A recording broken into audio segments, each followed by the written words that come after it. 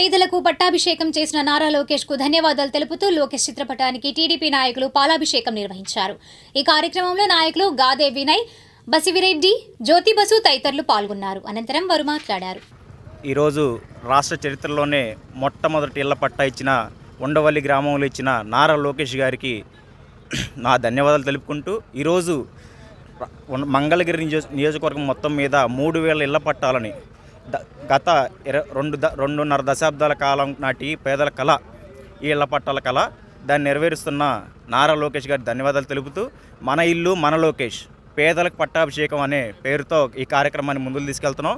ఉండవల్లి గ్రామంలో మొట్టమొదటి పట్టా ఇచ్చిన సందర్భంగా ఆయన చిత్రపటానికి పాలాభిషేకం చేస్తూ మిగతా 77 పట్టాలు ఇచ్చిన కార్యక్రమానికి ఉండవల్లి నుంచి బయలుదేరుతున్నాం.